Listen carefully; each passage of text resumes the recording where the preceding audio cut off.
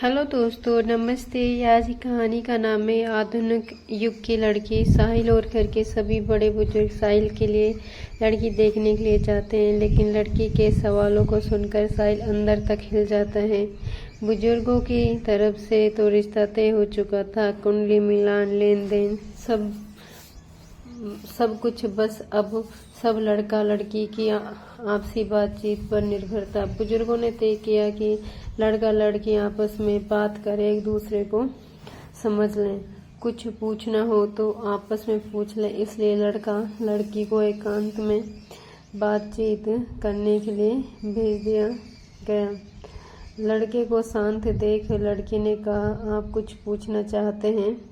लड़का शर्मीला था, मध्यवर्गीय परिवार से था। उसने कहा, नहीं। बुजुर्गों ने सब कुछ देख परख लिया है, उन्होंने तय किया है तो सब ठीक ही होगा। आप देखने में अच्छी हैं, मुझे पसंद है। बस इतना पूछना था कि लड़का पूछने में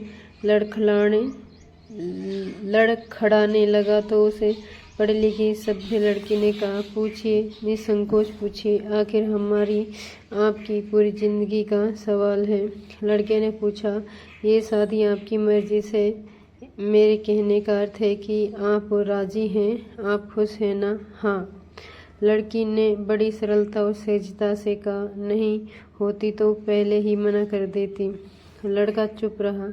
अब लड़की ने कहा, मैं कुछ पूछना चाहती हूँ, आखिर मेरी भी जिंदगी का सवाल है। उम्मीद है कि आप बुरा नहीं मानेंगे। नहीं नहीं, निसंकोच पूछिए। लड़के ने कहा। वह मन ही मन सोचने लगा, लड़की पढ़ी लिखी है तो तेज तो होगी ही, लेकिन इतनी बिंदास और बेबाक हो।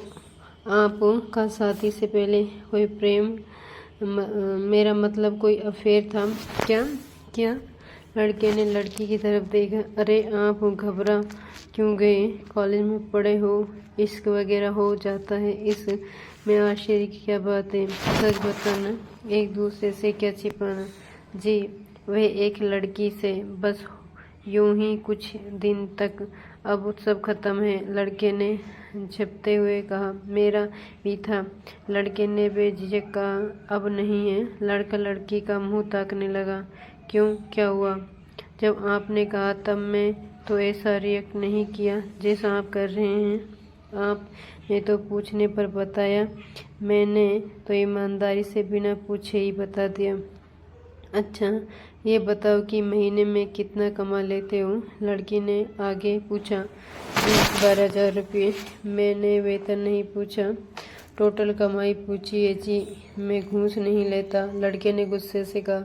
अच्छा, पैदाइश ईमानदार हो या अन्ना आंदोलन का असर है, या फिर पकड़े जाने का डर लगता है? लड़की हंसकर बोली, ये क्या कर रही हैं आप? तो आप ईमानदार हैं जी। बिल्कुल। फिर घर कैसे चलाएंगे? 12 हज़ार रुपये में, खासकर शादी के बाद कम से कम 5 हज़ार रुपये तो मेरे ऊपर ही खर्च होंगे। क्या शादी के बाद अपनी पत्नी को घुमाने नहीं ले जाएंगे? शॉपिंग, पिक्चर, गहने वगैरह वगैरह। लड़के बेचारे के तो होश गुमते। अच्छा खासा इंटरव्यू हो रहा था उसका। अब उस लड़की बड़ी बेशर्म और उजड़े लगने लगी। उसकी ने कहा, देखो, शादी के बाद मुझे कोई झंझट नहीं चाहिए। अपनी माँ बहन को पहले ही समझा कर रखना। मुझे सुबह आराम से उठने की आदत है। और हाँ, शादी के बाद अक्सर लड़ झगड़ कर लड़के अलग हो जाते हैं और सारी गलती बहुओं को गिनाई जाती हैं। सो अच्छा है कि हम पहले ही तय कर लें कि किसी भी बहाने से बिना लड़ाई झगड़े के अलग हो जाएं। तुम्हारा तो सरकारी जॉब है, ट्रांसफ़र करा लेना। दूसरी बात रही पहनावे की, तो मुझे साड़ी पहनने की आदत नहीं है। कभी शौक से, कभी मजबूरी में पहन ही ली तो और बात है। मैं सूट सलवार जीन्स पहनती हूँ और घर में बरमुंडा, रात में नाइटी। बाद की टेंशन नहीं चाहिए। ये मत पहनो, ये वो मत पहनो। पहले ही बता देती हूँ कि पूजा पाठ में करती नहीं। लड़की कहे जा रही थी और लड़का सुने जा रहा था। लड़के को लगा कि वह भी क्या समय था जब लड़की ले जा शर्मात उतार देती थी। हाँ या ना में लड़का पूछता था। खाना बनाना आता है, खाना खाना जानती हो, ढोलक वगैरह बजा लेती हो, सिलाई बुनाई आती है, मेरे माता पिता का ध्यान रखना होगा। और लड़की हाँ जी करती रहती थी। और अब जमाना इतना बदल गया, उसे तो यह लगा मानो वे साक्षात्कार दे रहा हो। ये भी सही है कि अधिकतर जोड़े शादी के बाद अलग हो जाते हैं। दुल्हन अपनी मांगों पर अड़कर परिवार के टुकड़े कर देती है। फिर अपनी मनमर्जी का ओढ़ने पहनने से लेकर खाने में नमक मिर्च कम ज़्यादा होने पर सास बहू की चिक चिक शुरू हो जाती है। ये कहे तो ठीक ही रही है, लेकिन शादी से पहले ही इतनी बेखौफ और निडर होकर बात कर रही है तो बाद में मैं न जाने क्या करेगी। ये तो मर्यादा के विरुद्ध हो गया।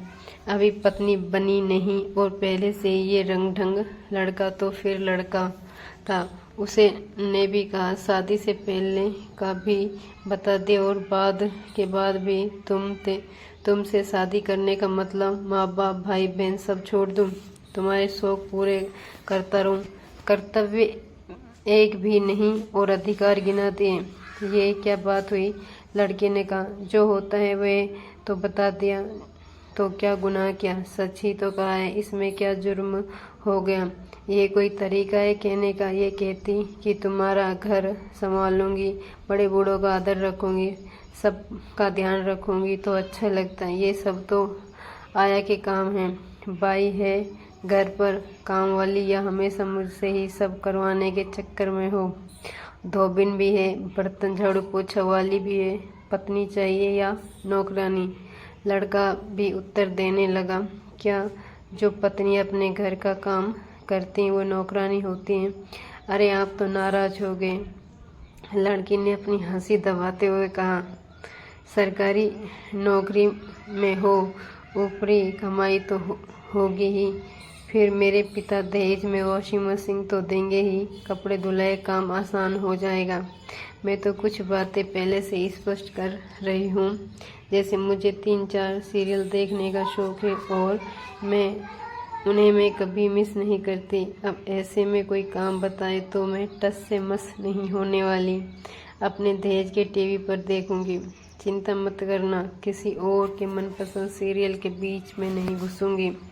लड़के के चेहरे के बदलते रंग को देखकर लड़की ने कहा, आपको बुरा तो लग रहा होगा, लेकिन ये सब नॉर्मल बातें हैं जो हर घर में होती हैं। मेरी ईमानदारी और साफ गोई पर आप खुश होना चाहिए। और आप हैं कि नाराज दिख रहे हैं? नहीं, मैं नाराज नहीं हूँ, मुझे कुछ कहना है। लड़के ने कहा, हाँ मुझे चाट पकौड़ी खाने का बड़ा शौक है, कम से कम हफ्ते में एक बार तो ले ही जाना होगा। लड़का समझ नहीं पा रहा था कि लड़की बोले जा रही थी, बेवकूफ़ थी, कमअक्ल थी। समझ में नहीं आ रहा था कि लड़की ने फिर पूछा, सुनो तुम शराब सिगरेट तो नहीं पीते? देखो मुझे शराब और सिगरेट से सख्त नफरत है, इसकी बदबू से जी मचलाने लगता है। तम्बाकू खाकर बार बार थूकने वालों से मुझे घिन आती है, सब छोड़ना होगा। पहले सोच लो, तुम्हारे माता पिता को ये सब पहले बताना चाहिए था। वे तो कह रहे थे कि लड़का बड़ा शरीफ और सज्जन है। झूठ बोलने की क्या ज़रूरत थी? आप मेरे माता पिता को अभी से झूठा कह रही हैं। लड़के ने गुस्से से कहा, आप में शर्म नाम की कोई चीज़ ही नहीं है। लड़की को गुस्से में बोली, शराबी बाप भी तुम झूठ, और तुम्हारी माँ बाप भी शर्म तुम्हें आनी चाहिए कि तुम तगड़ा दहेज भी चाहिए। लड़की भी ऐसी चाहिए कि तुम कुछ करो भी। लड़की मुंह बंद करे, कल शराब पीकर हाथ भी उठाओगे, फिर सुबह माफ़ी मांगोगे कि नशे में हो गया। ये सब मैं सहन करने वाली नहीं, सीधा रिपोर्ट करूँगी, सबको अंदर हो जाओगे। नए ज़माने की पढ़ी लिखी लड़की हूँ, अपने अधिकार जानती हूँ। इससे ज़्यादा सुनना लड़के के बस में नहीं था। वे गुस्से से बाहर निकल आया। माँ बाप कुछ समझते पूछते हैं कि उसे ने कहा ये शादी नहीं हो सकती। फ़ौरन वापस चले। लड़का गाड़ी में बैठ गया। दोस्तों, अगर ये कहानी आपको पसंद आई है तो कृपया लाइक कीजिए, शेयर कीजिए। चैनल पर नए हैं तो कृपया चैनल को सब्सक्राइब कीजिए।